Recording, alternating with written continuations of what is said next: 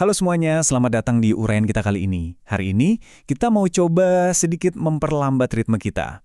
Coba ambil napas dalam-dalam, karena kita bakal ngelakuin sebuah perjalanan ke dalam diri. Kita akan membedah sebuah teks yang luar biasa mendalam tentang satu konsep spiritual, yaitu grounding kolbu. Percaya deh, ini bukan cuma sekedar teori ngawang-ngawang, tapi benar-benar panduan praktis buat nemuin ketenangan sejati di tengah dunia yang lagi serba cepat ini. Jadi siap-siap ya, karena kita bakal menata ulang pemahaman kita tentang apa yang sebenarnya terjadi di dalam dada kita. Oke, mari kita langsung selami ini. Jujur aja ya, berapa banyak sih dari kita yang tiap hari itu dihantui sama napas yang pendek, gelisah, atau pikiran yang berisik banget? Kayak ada ribuan kera lagi loncat-loncat di kepala kita nih. Sibuk mikirin urusan ini, itu dan notifikasi HP yang nggak berhenti bunyi. Terus belum lagi keinginan-keinginan liar yang susah banget dikontrol kan? Nah, teks sumber kita ini benar-benar menyoroti kalau semua itu ternyata bukan cuma masalah fisik atau sekedar beban psikologis aja loh. Itu semua justru gejala langsung dari kondisi batin kita yang lagi nggak berpijak, alias ungrounded. Kalau pusat diri kita kehilangan arah, ya wajar aja seluruh realitas fisik kita bakal ikut ngerasain dampaknya. Makna sejati kolbu.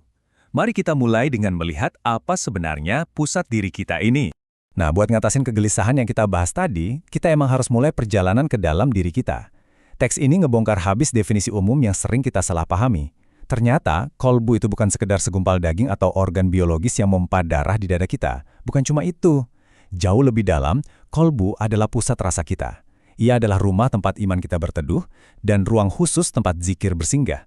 Tapi bagian yang paling indah buat saya, sumber ini nyebut kolbu sebagai cermin ilahi. Bayangin aja, sebuah pusat kesadaran yang langsung ngehubungin kita sebagai manusia dengan penciptanya. Kalau cermin ini bersih, wah, dia bakal langsung memantulkan cahaya ilahi. Saya benar-benar suka banget sama metafora yang satu ini. Taman sunyi penuh cahaya, tempat ego tidak bisa bersarang.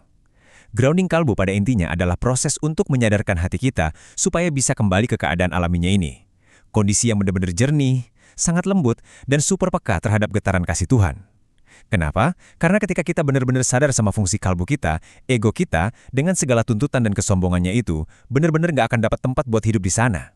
Ego itu bakal kegeser seperuhnya dan digantikan sama cahaya. Efek kolbu yang terhubung. Nah, sekarang kita lihat efek langsungnya. Setelah kita paham filosofinya, mungkin Anda bertanya-tanya, apa sih dampak nyatanya buat fisik kita? Poin krusialnya ada di sini. Koneksi spiritual ini ternyata beneran terwujud secara fisik. Teks kita ngejelasin kalau kolbu yang udah tersambung sama Allah itu bakal memancarkan semacam ketenangan yang benar-benar nular ke seluruh sistem saraf Anda. Ketenangan ini secara aktif mengambil alih tubuh kita lewat 3 cara.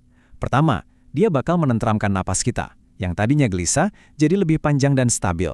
Kedua, ngemungkam pikiran-pikiran yang super berisik tadi.